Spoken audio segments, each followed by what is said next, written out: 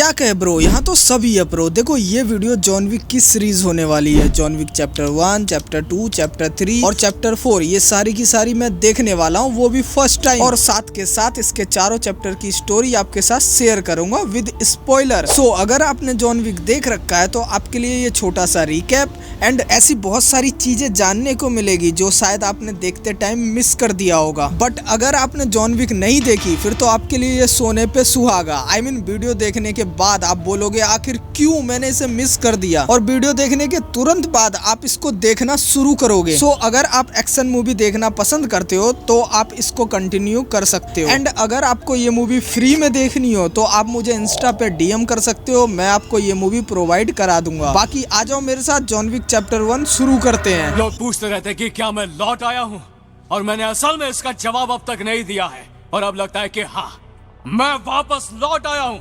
तो या तो तुम अपना बेटा मुझे सौंप दो, या तुम भी चीखते चिल्लाते हुए उसके पहलू में मरोगे तुम। तो ये मूवी शुरू होती है जॉन विक से, जो खून से पूरा लथपथ गाड़ी से नीचे उतरता है और नीचे उतर के अपना फोन निकालता है और अपनी वाइफ का वीडियो प्ले करके उसे याद करता है, और वीडियो देखते देखते बेहोश हो जाता है। ये खून से लथपथ क्यों था और कहां से आया था ये हमें अभी नहीं, लास्ट में पता चलता है, तो आप इसे नोट करके जरूर रखना। फिर सडनली अलार्म बजता है एंड जॉन विक बेड पे से उतरता है और वॉशरूम जाता है, और वहाँ मिरर में देख के अपनी वाइफ को याद करता है कि कैसे उसका अचानक से डेथ हुआ था और कैसे बॉडी को दफनाया गया था। इसके साथ हमें मार्कस को भी दिखाया जाता है जो जॉन के बहुत अच्छे दोस्त थे, और वो जॉन का हाल समाचार पूछने आए थे। ये सारी चीजें जॉन मिरर में देख के याद करते हैं। इसके बाद घर की बेल बजती है एंड बाहर एक कुरियर आता है जो इनके वाइफ ने भिजवाया था। इट्स मीन उसके वाइफ को पहले से पता था कि वो मरने वाली थी। उस कुरियर में एक डॉग होता है और एक लेटर जिसमें लिखा रहता है कि मुझे पता है तुम अकेले हो और तुम्हें कोई चाहिए जिसे तुम प्यार कर सकते हो, तो मेरी तरफ से ये गिफ्ट, तुम इस पप्पी को प्यार करो। और जॉन लेटर पढ़ते पढ़ते रोने लगता है। फिर जॉन उसी पप्पी के साथ रहने लगता है और ऐसा ही कुछ दिन चलता रहता है। फिर एक दिन जॉन अपने पप्पी के साथ कहीं बाहर घूमने के लिए निकलता है और उन्हें गाड़ी में तेल डलवाना होता है,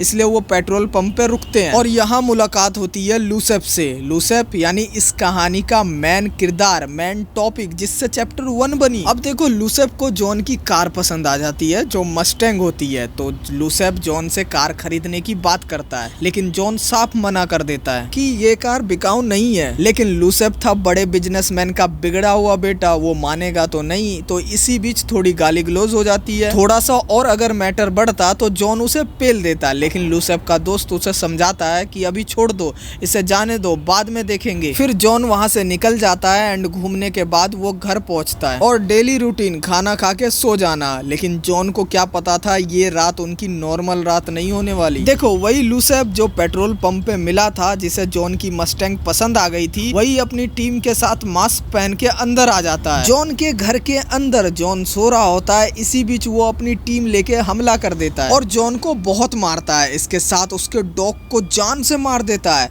लेकिन इसकी सबसे बड़ी गलती कि वो जॉन को जिंदा छोड़ देता है, एंड उससे भी बड़ी गलती कि लूसेफ अपना मास्क उतार के फेस दिखा देता है। देखो जॉन अपनी वाइफ के मरने के बाद वो अपना सिंपल जिंदगी जी रहा था पप्पी के साथ, जो उसके वाइफ ने उसे गिफ्ट दिया था, जो उसकी आखिरी निशानी थी। लेकिन अब उसके आखिरी निशानी को ही मार दिया। देखो अब जब जब जॉन को अपनी वाइफ याद आती तब तब लूसेफ का चेहरा उसके सामने आ जाता। सो अब एक ही मकसद, लूसेफ की जान।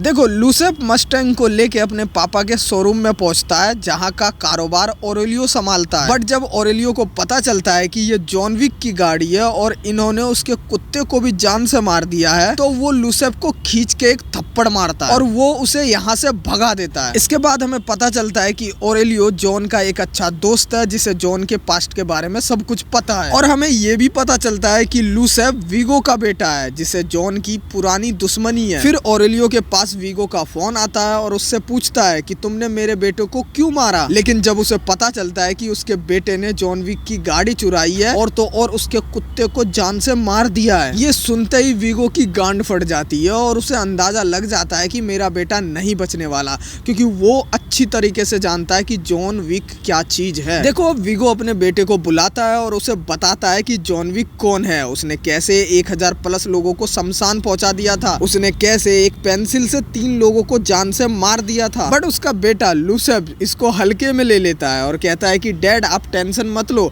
मैं देख लूंगा, एक मामूली बुगी मैन ही तो है। इतना सुनते ही वीगो अपने बेटे को 1-2 घुसा मारता है और एग्रेशन में कहता है कि मैंने जो बताया तुमको समझ में नहीं आया क्या? जॉन विक कौन है? देखो वो तुमको मारने आएगा और तुम कुछ नहीं कर पाओगे, इसलिए मेरे नजर से दूर चले जाओ। इसके बाद वीगो एक पुरानी डायरी निकाल के उसमें से जॉन का नंबर निकाल के उसे कॉल लगाता है और जॉन से कहता है कि इस मैटर को हम आपस में बैठ के सुलझा सकते हैं। बट जॉन कुछ नहीं बोलता और कॉल काट देता है। जैसे ही कॉल कटता है वीगो को अंदाजा लग जाता है कि जॉन ने बिना कुछ बोले ही बहुत कुछ बोल दिया। इसके बाद क्या वीगो अपने 12 फाइटर्स को जॉन के घर भेजता है जॉन को मारने के लिए। फिर क्या टोटल 12 फाइटर जॉन के घर में घुस जाता है। बट इस बार जॉन पूरी तैयारी में था और धुआंधार एक्शन, ये धू धा धू और 12 के 12 ऊपर। इसके बाद वो एक एजेंसी को कॉल करता है जिसका काम होता है कि बॉडी को ले जाना विद घर की पूरी साफ सफाई के साथ। और इस एजेंसी का लीडर जॉन को अच्छी तरह से जानता था और क्योंकि उनका आना जाना जॉन के घर पे लगा रहता था। एंड वीगो ने इसके बाद जॉन के ऊपर 2 मिलियन की सुपारी दे दी, वो भी किसको? मार्कस को। देखो मैंने स्टार्टिंग में ही बताया था कि मार्कस जॉन का बहुत अच्छा दोस्त है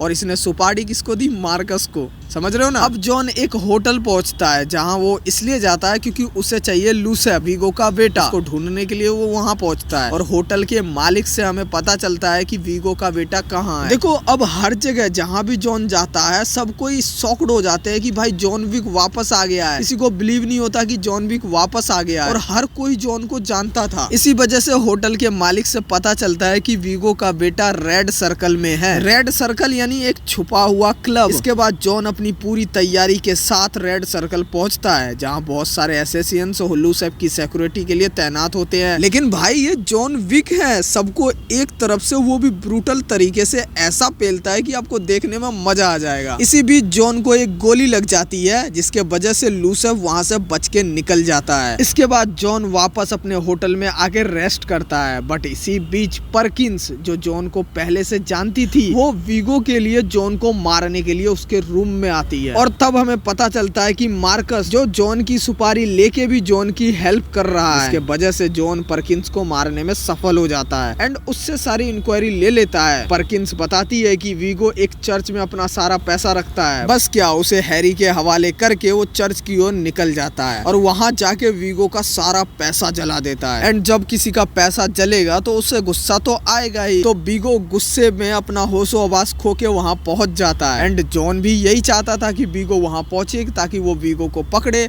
और जब वीगो को पकड़ेगा तभी लूसेफ की लोकेशन उसे पता चलेगी। एंड तभी वीगो और जॉन विक का आमना सामना होता है और जॉन विक अकेले और वीगो पूरी टीम लेके, बट वो सबको अच्छे से उधेड़ता है। एंड इसी फाइट के बीच कोई जॉन को गाड़ी से उड़ा देता है। इसके बाद जॉन बेहोश हो जाता है और वीगो के गिरफ्त में आ जाता है। एंड इसके बाद जॉन को कुर्सी पे रस्सी से बांध करके उसके सामने वीगो बैठ के उससे पुरानी बातें याद दिलाता है कि कैसे जॉन के साथ उनका रिलेशन था और कैसे उसकी वाइफ मरी, ये सारी चीजें के बारे में बात करता है। और उसका जो इतना सारा पैसा जला के नुकसान किया है जॉन ने, इसी सब के बारे में वो बात करता है। इस बीच जॉन का अग्रेशन देखने को मिलता है और कहता है कि सब बोलते हैं ना जॉन वापस आ गया है, लेकिन अभी मैंने इसका जवाब नहीं दिया था, बट अब मुझे देना पड़ेगा। हाँ जॉन विक वापस आ गया है और तुम बता दो कि तुम्हारा बेटा कहाँ है, वरना सबके सब मारे जाओगे, कोई नहीं बचेगा। ये सुनते ही वीगो बोलता है इसको जान से मार दो, ये पागल हो गया है, और बाहर चला जाता है। इसके बाद एंट्री होती है मार्कस की, जिसने वीगो से जॉन को मारने की सुपारी ली थी, बट जॉन उसका दोस्त है इसलिए वो उसको मारने की बजाय उसको बचाता है। एंड वो कहीं दूर स्नाइपर लेके हमेशा जॉन के आसपास रहता था, तो उसने गुंडे को स्नाइपर से मार दिया और जॉन को बचा लिया। फिर क्या जॉन ने एक तरफ से सबको मारना शुरू किया और वीगो को जाने से पहले ही